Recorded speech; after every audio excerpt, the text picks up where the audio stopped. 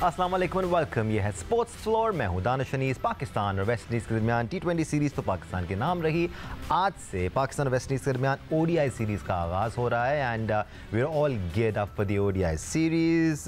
इस सीरीज़ से कुछ टाइम पहले पाकिस्तान की कोशिश थी कि T20 मैचेस को बढ़ाया जाए और ODI मैचेस को कम किया जाए, बट वेस्ट इंडीज़ को ODI क्रिकेट पर फोकस करना है क्योंकि पिछले 2 ICC इवेंट्स में क्वालिफाई ही नहीं कर पाई थी वेस्ट इंडियन टीम। और इसी सोच के साथ वेस्ट इंडियन टीम इस ODI सीरीज़ में जा रही है कि कुछ नए प्लेयर्स को आजमाना है और एक्सपेरिमेंट करना है और अपनी परफॉर्मेंसेस को बेहतर करना है। हैविंग सेड दैट, पाकिस्तान के लिए साल 2025 ODI क्रिकेट के एतबार से कुछ इतना अच्छा रहा नहीं है और इसमें काफ़ी किरदार चैंपियंस ट्रॉफी का भी है, जिसमें पाकिस्तान शुरू के 5 दिन में ही इवेंट से बाहर हो गया था despite being the host team. लेकिन उससे पहले पाकिस्तान का एक अच्छा रिदम बना हुआ था। साउथ अफ्रीका के खिलाफ पाकिस्तान ने कामयाबी हासिल की थी, ऑस्ट्रेलिया के खिलाफ पाकिस्तान ने कामयाबी हासिल की थी और जिम्बाब्वे के खिलाफ भी पाकिस्तान ने कामयाबी हासिल की थी।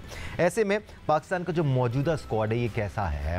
आगे हमने मेगा इवेंट्स खेलने हैं, उसके लिए हमें तैयारी भी करनी है।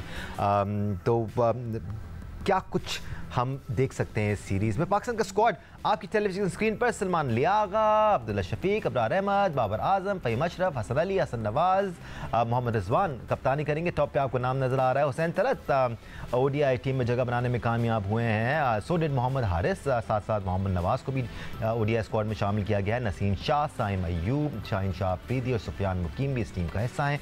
इनिशियली फ़हीम अशरफ को भी ODI स्क्वाड में शामिल किया गया था, लेकिन वो फिट नहीं है, इसकी वजह से ही is going to miss out on the ODI series. तो आइडियल 11 पाकिस्तान का क्या बनता है और किस स्ट्रैटेजी के साथ पाकिस्तान को आज वेस्ट इंडीज़ के खिलाफ ग्राउंड में उतरना होगा, कीपिंग इन माइंड कि वेस्ट इंडीज़ को इतनी कॉन्फिडेंट महसूस कर नहीं रही है। There little shaky, recent times में इतना अच्छा परफॉर्म नहीं कर पाए ODI फॉर्मेट में, तो उसका भी पाकिस्तान को फ़ायदा उठाना चाहिए। एक्सपर्ट ओपिनियन के लिए आज हमारे साथ मौजूद हैं टेस्ट क्रिकेटर सिकंदर पाक, साथ साथ टेस्ट क्रिकेटर अहमद शहजाद हमारे साथ मौजूद हैं। अहमद, स्क्वाड हमने दिखाया, कुछ नाम इसमें ऐसे हैं जिनसे हम ऑब्वियसली मुत्तफिक नहीं होंगे, ऐसा तो हो नहीं सकता कि हर कोई मुत्तफिक हो जाए, बट कुछ नाम काफ़ी ज़ोर ज़ोर से चीख रहे हैं कि शायद उनकी जगह किसी और को आप आजमा सकते थे, एक हल्की टीम के ख़िलाफ़ या एक वीक टीम के ख़िलाफ़ जो कि स्ट्रगल करती आई है। देखिए, आपकी पूरी की पूरी टीम ही स्ट्रगल कर रही है।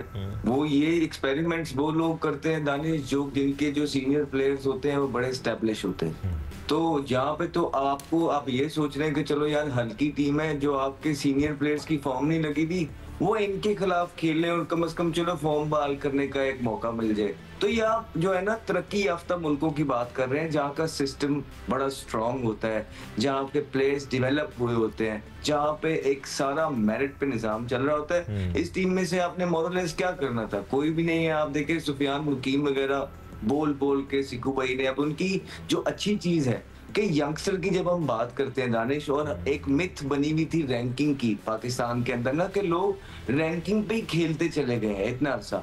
आप ये पाकिस्तान में कहते थे टैलेंट नहीं है। आपको पता है कि आपके 4 लड़कों की जो है ना मैसिव जंप लगी है ICC रैंकिंग के अंदर, T20 के अंदर ज्यादा फरहान की, साइम अयूब की, हसन नवाज की, सुफियान मुकीम की। ये क्या शो करता है? ये यही शो करता है कि यार टैलेंटेड प्लेयर्स हैं, मौके नहीं मिलते रहे। अब मौके मिल रहे हैं तो आप देखेंगे वो परफॉर्मेंस भी कर रहे हैं। तो ये जो आपकी जो टीम है वनडे की, ये कहने को तो आपकी सीनियर टीम है, लेकिन इसी टीम के प्लेयर्स, जो बहुत ज्यादा प्लेयर्स इस टीम में मौजूद हैं, पिछले 8 साल से पाकिस्तान को कुछ जितवा ज्यादा नहीं सके हैं बड़ी टीमों के अगेंस्ट। और इन्हीं टीम पे जो है बड़े ज्यादा और भी क्रिकेट से हट के भी चीजें डिस्कस होती रही हैं, फ्रेंडशिप गोल्स जो है ना बीच में आते रहे। तो ये सारी चीजें देखनी पड़ेगी, जो मेरे लिए ये एक देखिए, एक तो मैं चाहता हूँ कि इसमें जो सीनियर प्लेयर्स मौजूद हैं ये बड़ी बड़ी सेंचुरियां करें, ये 200 करें। जिस तरह बाबर आजम है, मैं पूरी दुआ है, मुझे लगता है कि उन्हें 200 करना चाहिए। रिजवान, उनको 150 करना चाहिए। शाहीन 6 आउट करना चाहिए इनिंग में, नसीम 7 आउट करना चाहिए इनिंग में। इस तरह की परफॉर्मेंसेस ला के खड़े करें हमारे senior player. Keeping in mind कि वेस्ट इंडीज स्ट्रगल करती है ODI फॉर्मेट में और एक नई टीम है, नए प्लेयर्स खिला रहे हैं, जो आप कह रहे हैं ये एक्सपेक्टेशन रखनी भी चाहिए। दो चीजें होती है दानिश भाई, दो चीजें ना इसमें, जब इस तरह की टीम के खिलाफ आपके सीनियर खेलते हैं ना, जो बेचारी वनडे में क्वालिफिकेशन मुश्किल है वेस्ट इंडीज की, तो ये हाल है उस टीम का। तो सीनियर प्लेयर्स जो 8-8 साल से खेले में ना, उनसे आप वो जीत भी जाए तो पता कहता है कि यार जो जीत गए। हाँ, लेकिन जिस तरह यंगस्टर्स ने भी परफॉर्मेंस की है ना, ये जब परफॉर्मेंस करते हैं तो इंसान कहता है यार चलो एक्सपीरियंस मिल रहा है, प्लेयर डेवलप हो रहा है, बड़ी टीमों के खिलाफ इवेंट, क्योंकि इनको भी इवेंट्स में मौका नहीं मिला। ये सीनियर्स को हमने इवेंट्स में देख लिया हुआ, तो इसलिए मुझे लगता है कि इनको हाथ खड़ा करना है, लीड फ्रॉम द फ्रंट करना है और 200 करना है। बिल्कुल, टैलेंट आता रहना चाहिए और परफॉर्मेंसेस नजर आती रहनी चाहिए। वैसे तो सिकू भाई 2-3 चीज़ें हैं जिनकी तरफ मैं आपकी तवज्जो मरकूज़ करना चाहूँगा। सबसे पहले तो जब रिजीम चेंज हुआ था एक बार फिर, वैसे तो बहुत सी दफ़ा सिलेक्शन कमेटी भी चेंज हो चुकी है, आपके हेड कोच भी चेंज हो चुके हैं, पूरा सेटअप चेंज हो चुका है, लेकिन एक बार फिर जब ये आखिरी बार चेंज हुआ था तो T20 स्क्वाड अनाउंस करते हुए कहा गया था कुछ प्लेयर इसमें आपको नज़र नहीं आ रहे हैं क्योंकि हम अब सोच रहे हैं कि हमारा T20 स्क्वाड अलग हो, हमारा वनडे स्क्वाड अलग हो, उसमें अलग अलग नाम हो, अलग अलग तरह के प्लेयर हों।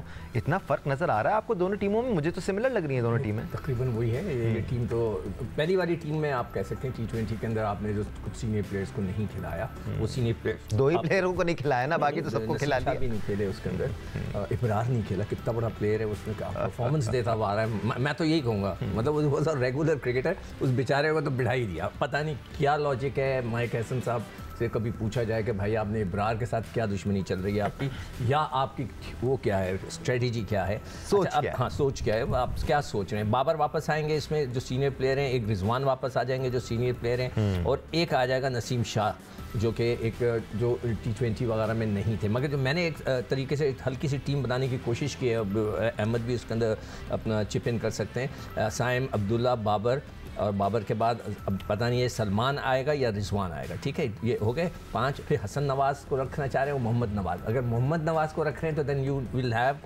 1 स्पिनर एंड 3 फास्ट बॉलर, या 2 स्पिनर्स एंड 2 फास्ट। जिस किस्म का कॉन्फिडेंस दिखाया है माइक हैसन ने मोहम्मद नवाज पर, लाजमी खेल रहे हैं वो तो। अच्छा चले, वो खेल रहे हैं तो यानी कि एक स्पिनर आ गया आपके साथ। अब आपके पास 3 फास्ट बॉलर रखे हैं, नसीम शाह, शाहीन, हसन अली, या आप 2 फास्ट बॉलर रख के एक स्पिनर बीच के अंदर घुसा सकते हैं, इंडक्ट कर सकते हैं। वो या तो सुफियान होगा, इब्रार होगा गलती से, और कोई है ही नहीं। दोनों की जगह नजर आती है आपको इस टीम में along with Mohammad Nawaz? Pitch का नहीं पता। अगर पिच ऐसी है कि जिसमें स्पिनर्स का ज़्यादा नहीं, मगर देखें वहाँ पर ये जो T20 मैचेस वनडे मैचेस हैं, इसमें ओवर्स लंबे करने हैं। तो हमने अब जो है हमने वर्ल्ड कप में बिल्कुल पैथेटिक परफॉर्मेंस दी थी जो इंडिया में हुआ था। फिर उसके बाद हम चैंपियंस ट्रॉफी में, चैंपियंस ट्रॉफी में बीच के अंदर ऑस्ट्रेलिया वगैरह से हम जीते हैं रिजवान की कप्तानी में, मगर फिर चैंपियंस ट्रॉफी में हमने देखा किस तरह हम बुरी तरह हारे।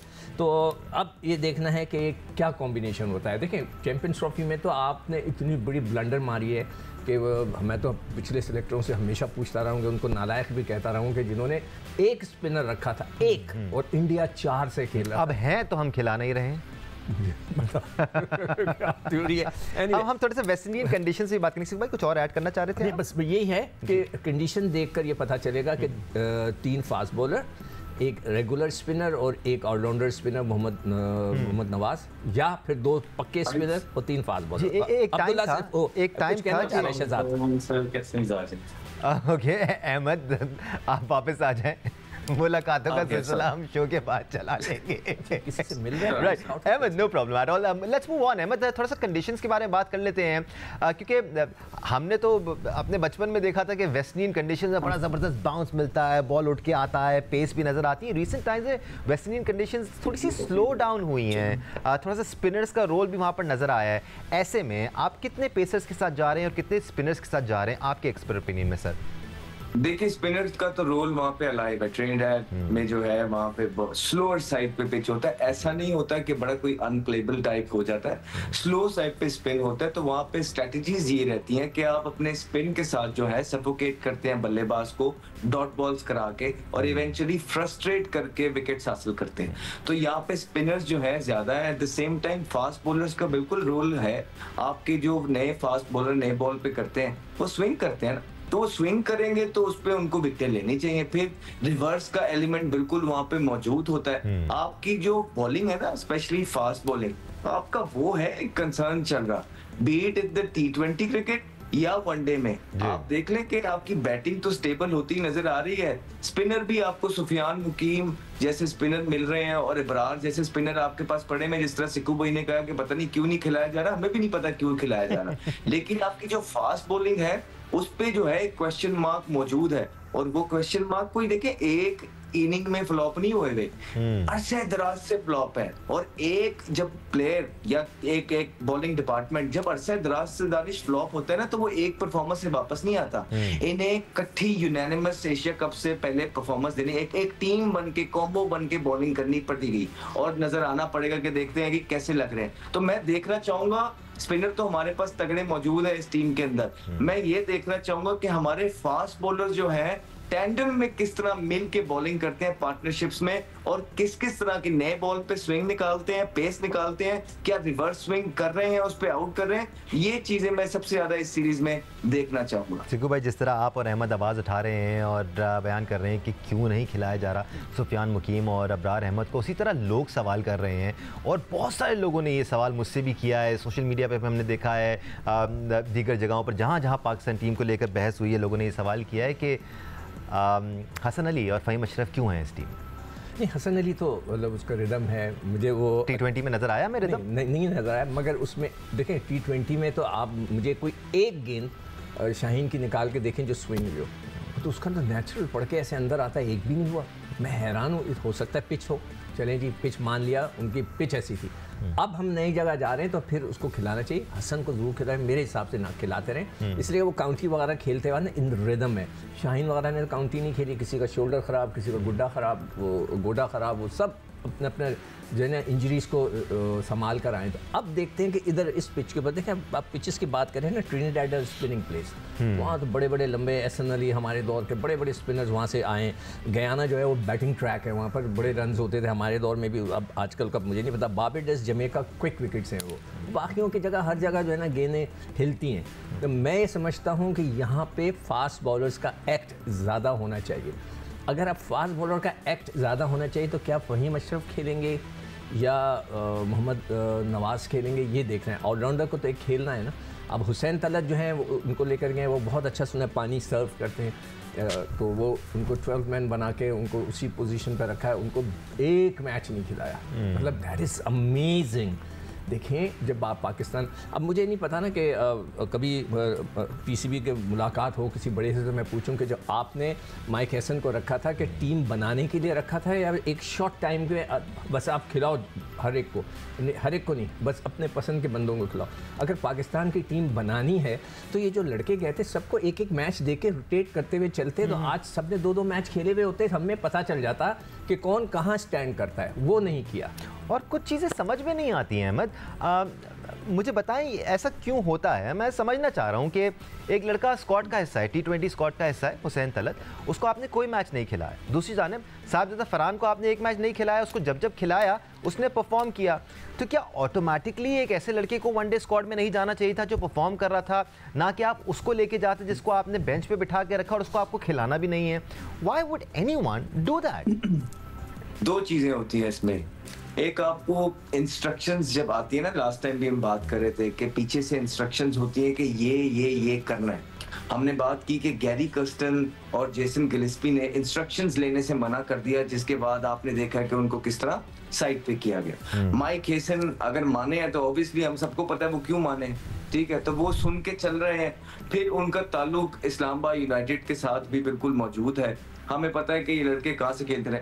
अब जब आपने इंस्ट्रक्शन सुननी होती है ना, तो उसमें फिर आपको बड़े नपतुले डिसीजन लेने होते हैं, उन प्लेयर्स को प्रोटेक्ट करना पड़ता है जिनकी पीछे से इंस्ट्रक्शन है। और दूसरा, फिर इसलिए भी कई प्लेयर्स को संभाल के रखा जाता है कि चलो एक तो ये समझ आ गई ना कि जगह नहीं बन रही, ऐसा भी नहीं है, जगह भी बनती है। बीच में ऐसे सिचुएशन आई कि हुसैन तलत खेल सकते थे, फिर बीच में ऐसा होता है कि आप कहते हैं कि हाँ यार इस लड़के को अगर खिलाया तो ये एक्सपोज हो जाएगा, इसको बारों बार जो है ना पहले करोड़पति करते हैं, उसके बाद जो है ना देखेंगे क्या सिस्टम है क्या नहीं। तो ये तीन चीजें हैं। एक तो जेन्युइनली नहीं बनता होगा लड़का, जो कि ऐसा नहीं था हुसैन तलत के। दूसरा, जब इंस्ट्रक्शन आती है ना किसी को प्रोटेक्ट करने की, तो उस पे बेचारे कई डिजर्विंग प्लेयरों को मौका नहीं मिल रहा होता। यही हुआ ना साहिबजादा फरहान वगैरह के साथ, ओवर द ईयर सुफियान मुकीम वगैरह के साथ, अब अबरार के साथ वही हो रहा है, इंस्ट्रक्शंस पे हो रहा है। तो ये सारी चीज, अब आप देखें अबरार खेलेगा वनडे आगे ना, T20 में उन्होंने किसी और को लेके आना है जिसकी वजह से सारा केओस मचा हुआ है। तो सर ये 2-3 वजूहात है, ये इंटरनल पॉलिटिक्स होती है क्रिकेट की, जो जिसकी वजह से ये होती हर जगह है, लेकिन पाकिस्तान में इस तरह होती है, इस तरह स्वाब का काम है। बस अगेन, ये जितनी भी बातें हो रही हैं, टाइम विल प्रूव इट। आप जो भी हम बातें कर रहे हैं वो वक्त के साथ साथ क्लैरिफाई हो, पता चल जाएगा कि क्या वो जगह संभाल के रखी गई है। लेकिन ये क्वेश्चन अभी भी परसिस्ट करता है कि क्या साहिबजादा फरहान को ओडीआई स्पॉट कैसा नहीं होना चाहिए था। खासतौर पर जब फ़खर जमान इंजर्ड हुए तो एक ऑटोमेटिक रिप्लेसमेंट बन जानी चाहिए थी। वो वैसे भी टीम के साथ ही ट्रैवल कर रहे थे, तो उनको भी लेके जाया जा सकता था वेस्टइंडीज टूर पर। ब्रेक लेके आ जाऊँ वापस, फिर मैं आपकी तरफ आता हूँ। Let's take a quick break and come back. हमारे साथ रहेगा।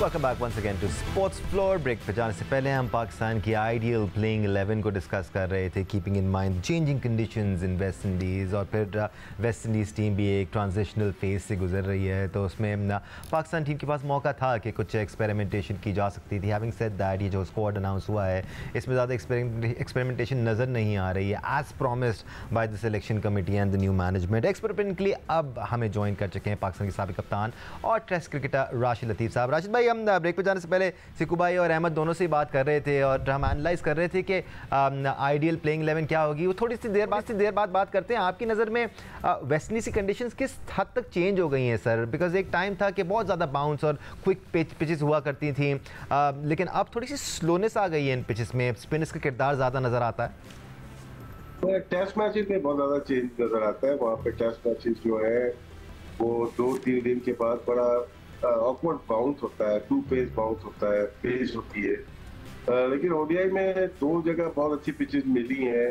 होती है ट्रिनिडाद और एक जमैका में बहुत अच्छी पिचेस होती, रन तो वहाँ पे बनते हैं।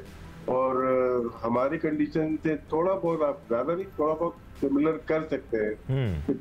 लेकिन हमारे यहाँ या इंडिया में पिचेस, बैटिंग पिचेस बहुत ज़्यादा होती है। यहाँ पे होती है लेकिन वैसी बैटिंग पिचेस नहीं होती जैसे कज़ाफ स्टेडियम पे मिल जाएगी या नेशनल स्टेडियम कराची में मिल जाएगी, लेकिन हमें शूट करती है वहाँ पे, हमारे स्पिनर को बहुत ज़्यादा शूट करेगी। आइडियल बॉलिंग क्या होगा आपकी नज़र में कॉम्बिनेशन? क्या हम 3-2 के साथ जाएं या फिर हम ऑलराउंडर्स को यूटिलाइज़ करें और फिर एक ही स्पिनर खिलाएं? क्योंकि मोहम्मद नवाज तो खेल ही रहे हैं, जिस तरह उन पर भरोसा किया गया T20 सीरीज़ में, ऐसा लगता है कि वनडे सीरीज़ में भी वो नज़र आएंगे हमें।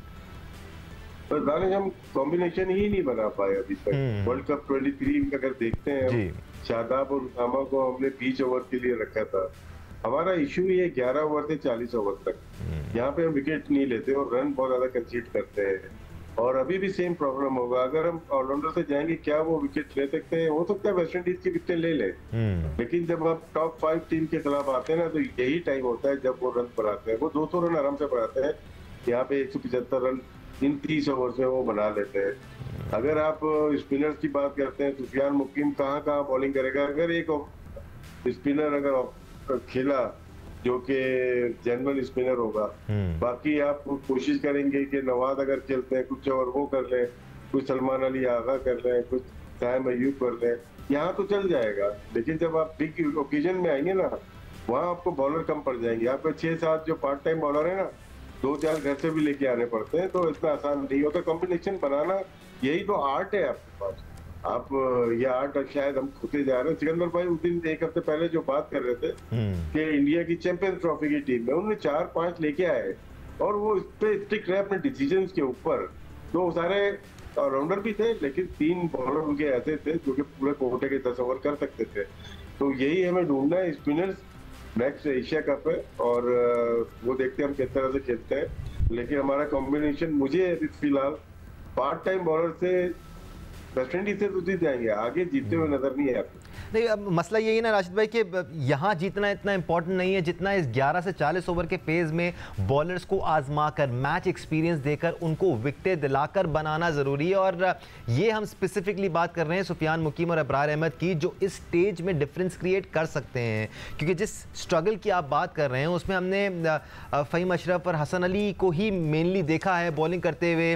हाँ, शायद ज़्यादा रन नहीं भी दिए उन्होंने ऑन ओकेजन्स, बट फिर विकेट्स नहीं ले पाते ये 2 बॉलर्स। इस वजह से पाकिस्तान बड़ा स्ट्रगल करते आया है। T20 की हद तक ठीक है, फ़हीम अशरफ हो गए या साथ में शादाब हो गए, मोहम्मद नवाज हो गए, T20 की हद तक है। वनडे में आपको देखें, बैट्समैन रोकेगा भी, आपकी अच्छी बॉल को रोक लेगा और एक फील्डर दायरे में और होता है, ये भूल रहे। 5 फील्डर आपके पावर, जो सेकंड पावर प्ले में 5 फील्डर होते हैं, एक साइड खाली होती है। तो 2 चौके आराम से लगते हैं आपके। लेग स्पिनर आता है तो डीप मिड विकेट खाली छोड़ देता है, ऑफ स्पिनर आता है तो पॉइंट से लेके एक्स्ट्रा कवर तक खाली होता है। तो इतना आसान नहीं होता जितना T20 में होता है, जिसमें 4 फील्डर दायरे में होते हैं। तो अबरार को बिल्कुल अगर हम देखते हैं, हम जो जिम्बाब्वे में 3 मैचेस खेला वो, 3 मैचेस खेला वो अगेंस्ट साउथ अफ्रीका, 3 खेला वो अगेंस्ट चैंपियन ट्रॉफी में।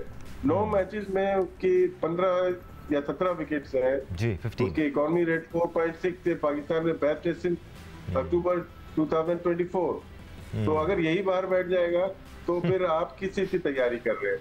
और जहाँ पे टर्निंग पिच आएगी तो अपने ऑलराउंडर को बॉल करवा के वहां पे आउट करवा के हाथ झाड़ के निकल जाएंगे और टीम आगे जाके हार जाएगी। एब्सोल्युटली सिकू भाई, हम अनफॉर्चुनेटली फंसे हुए हैं बॉलर नंबर 3, 4, 5 में, लेकिन हमें बॉलर नंबर 1 और 2 की भी बात करनी है। शाहीन शाह अफरीदी और नसीम शाह। शाहीन शाह अफरीदी लीड करते हैं इस पैक को। ये फेज़ बहुत इंपॉर्टेंट है इन दोनों को भी एनालाइज करने के लिए कि क्या इन दोनों में वो ऊम्फ रहा है, क्या ये पाकिस्तान के बॉलिंग अटैक को लीड कर सकते हैं। बिकॉज यहाँ पर भी परफॉर्मेंस में कमी नज़र आई है। शाहीन शाह अफरीदी वो रोल प्ले कर नहीं रहे हैं जो आज से 3-4 साल पहले, या ये कहा जाए अपनी नी इंजरी से पहले जो रोल प्ले करते थे, वो नी इंजरी के बाद से वो रोल प्ले नहीं कर पाए हैं। इसीलिए अगर मैं भी ये हिसाब किताब कर रहा था, काफ़ी सर जोड़ के बैठे हुए थे आप। तो उसमें पिछले 3-4 सीरीज़ के अंदर जो है ना नए जो बॉलर्स आजमाए गए, उसमें खुर्रम शहजाद था, अब्बास अफरीदी था, जहांदाद था, फ़हीम अशरफ को वो अभी भी हैं साथ। अब्बास अफरीदी के साथ बड़ी वैसे अनफॉर्चुनेट, हाँ, हारिस रऊफ भी बीच में से आने जा रहे हैं इस वक्त। मोहम्मद अली था, आकिफ था, आमिर जमाल था, नसीम से, मतलब इतने हमने बॉलर्स आजमाए जिनको हम न्यूजीलैंड में लेकर भी गए। मगर मैं सबसे ज़्यादा हैरान इस बात पे होता हूँ कि मेरे तो दिल, मतलब मैंने जब भी बाहर जाकर खेला अच्छी परफॉर्मेंस हुई। पाकिस्तान में इतनी नहीं जितनी बाहर होती है, वहाँ गेंद स्विंग होता है। इनमें से कोई भी सेटल नहीं हो सका। अब्बास अफरीदी के साथ हुआ है, मगर खुर्रम शहजाद का भी बड़ा अच्छा परफॉर्मेंस रहा है। अगर हम अब स्पिनर्स की तरफ आते हैं, इब्रार तकरीबन साल 1.5 साल से सुफियान को हमने नया इंडक्ट किया। पिछले दिनों Khushdil was the favourite, Khushdil was the favourite, जिसने उधर भी खेला न्यूजीलैंड के ख़िलाफ़, उसने जो है चैंपियंस ट्रॉफी भी खेली और वाह वाह हो रही थी जी। बांग्लादेश में इसने उड़ा के रख दिया, वो आया और अब वो टोटली गायब हो गया, इसलिए कि अब आ गए हैं मोहम्मद नवाज़, जिनका ताल्लुक इस्लामाबाद यूनाइटेड से। शादाब इन एंड आउट रहे, अब वो बीमारी बिस्तर पे हैं, ऑपरेशन कराया, अब उनकी वापसी का इंतज़ार हो रहा है। और दूसरा जो स्पिनर है ना 2, वो है साइम और आगा। हमने यार कोई स्पिनर्स की तरफ तवज्जो ही नहीं दी है।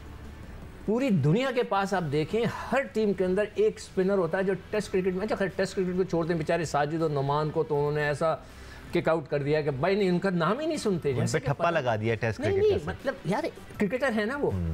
मैंने रिक्वेस्ट करता हूँ कि यार एक मैच खिला दो, कहता क्यों खिलाएं यार, मतलब सवाल देखो क्यों खिलाएं।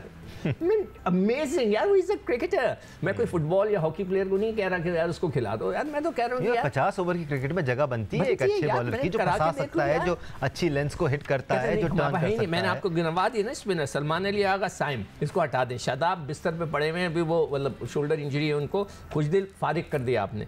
सुफियान, इब्रार और नवाज, उसमें से इब्रार को आप खिला ही नहीं रहे।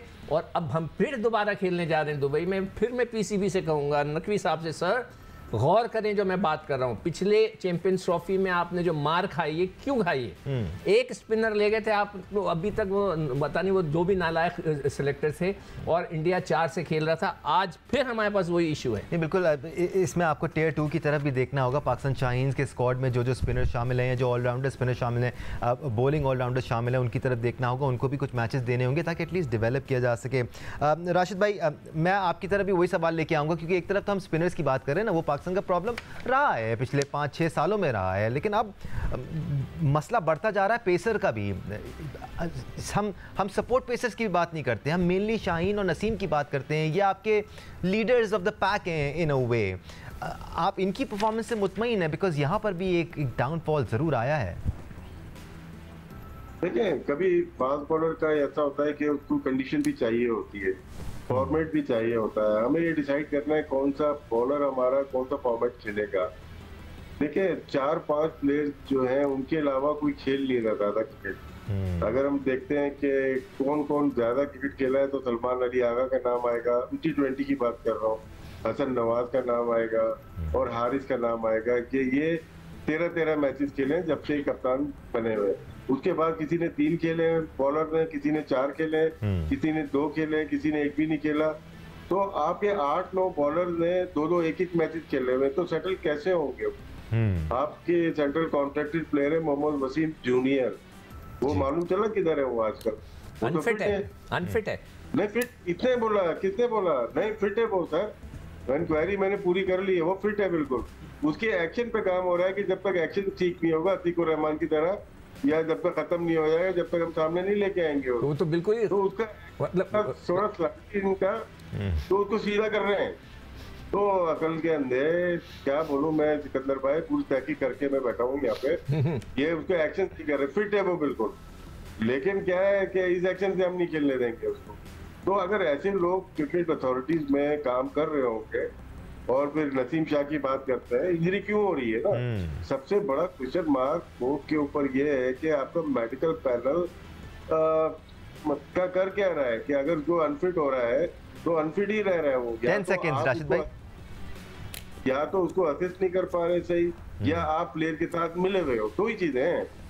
आप वर्कलोड मैनेज ही नहीं कर पा रहे। आप जब लोड बढ़ जाता है उसके बाद आप बोलते हो रेस्ट कर लो, वो ऐसा रेस्ट करता है कि वापस ही नहीं आता। Right then, ladies and gentlemen, so many unanswered questions. Let's hope कि कुछ unanswered questions के जवाब हमें मिल जाएंगे जब पाकिस्तान का स्क्वाड नज़र आएगा हमें। और we're hoping for a good series for Pakistan because West Indies का ODI क्रिकेट में काफ़ी बुरा ट्रैक रिकॉर्ड है recent times में, so we're hoping कि पाकिस्तान will do better। आज के लिए स्पोर्ट्स फ्लोर से इतना ही, अपना ख्याल रखें, अल्लाह हाफ़िज़।